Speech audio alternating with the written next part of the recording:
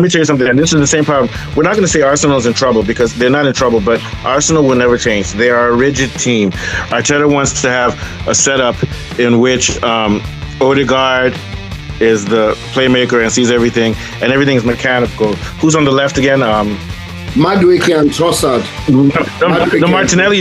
Martinelli was usually the one on the left, yeah. And then you have Saka on the right, and then you have Havertz coming forward. And then they like to stick together with a high press, and wherever the ball goes, everybody tracks it. So it's a rigid system with a high line in which players know how to move with how the ball moves, but there's no creativity in there. And we're seeing that the creativity is hurting Arsenal because whenever they meet teams which can stop them from pinning down their center backs or which can disrupt their forward play for whatever reason, they don't know what to do afterwards and they lose creativity. We saw yesterday because they're missing Havertz and Odegaard. They had Zubimendi in there. They had did they have Declan Rice? Declan Rice. Yeah, Declan Rice played. They had Declan Rice. And then they had Eze. So Eze is a creative player, but the problem is that they rely so much on Havertz, who's supposed to be a midfielder. They rely on him as almost being a complementary striker to Gyökeres, which is not what Eze is. Having Eze in there gives you that ability, like Havertz, to be able to cut forward and penetrate with defense. But they had nobody in there who could pass the ball. You see what I'm saying? And I think so that goes to show you without Odegaard, Odegaard must always be playing for this team for them to win, because what he can do is as he can pass the ball and sit back a little bit deep in midfield and have someone like Havertz ahead of him, or put Eze ahead of him. It doesn't matter. But when Eze is there and Zubimendi is there and Declan Rice is there, none of those guys can pass the ball. None of those guys can put through balls to Gyökeres, and they don't even use Gyökeres they don't even use him as a player who you give the ball to, the way other teams use Osimhen. They just want him to pin the ball and then let them play through the flanks. But the orchestrator of that offense is Odegaard, because of his ability to pass and his vision of passing. But every team needs to have at least two midfielders that can pass, and this defensive midfielder should be able to put long balls through the way that Rodri does for City. And then the thing is that if your number 10 is Odegaard and he's injured, and now your number 10 is Eze, who can't pass the ball, it shows that two things about Arteta. First of all, he wasted hundreds of millions of pounds without getting one player who can pass the ball in midfield. He brought in all these wingers. He brought in Madueke, he brought in Eze, and he still wants to bring in other people, but he hasn't addressed the fact that Arsenal's midfield needs more creative players, not just the number 10. Because in real football, like when you look at a team like Barcelona, even Yamal is creative. If you put Yamal in the midfield, he can still pass the ball. Barcelona has about 6 people who can pass the ball.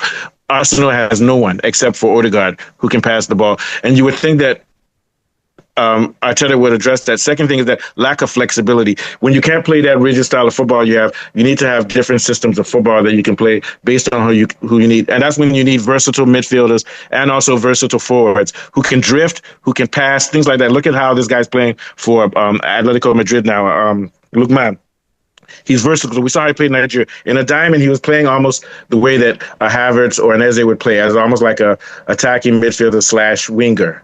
So Arsenal is too rigid, and they didn't spend enough money this year to bolster up their midfield, especially with creativity. And even if something happens to Declan Rice, they're still going to be in trouble. They don't have enough depth in their midfield. What do you think, Afolabi? And that's why they're going to struggle to beat Man City and hold on to their lead of the title. What do you think?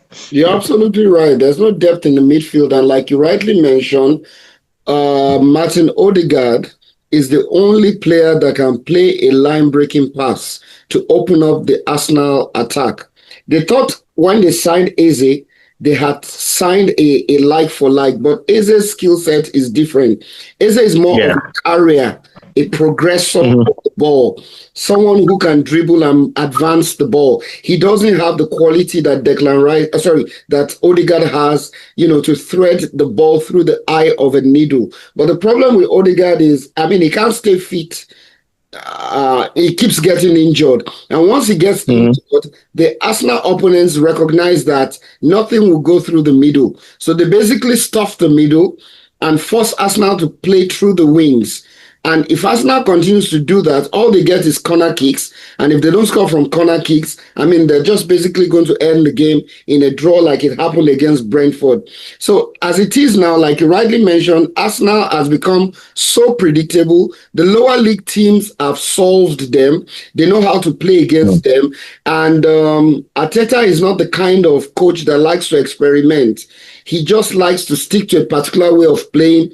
And it's sad that the rest of the pack now know how to play against us now. Play a low block the center, prevent passes. They're not going to cross into the box because they don't score headers, and stop them from having corner kicks. So it has become easier to play against us now, basically, because they have an inflexible coach who doesn't want to try stuff, and, basically is reluctant to use his players on the bench. And if you look at this game, Saka did not play. It looks as if when the quality of Bukayo Saka is not in the team, Arsenal doesn't tick. Martinelli did not play this game. They couldn't open up defenses from the flanks. So I don't know how they're going to do it. They have a lot of things to play.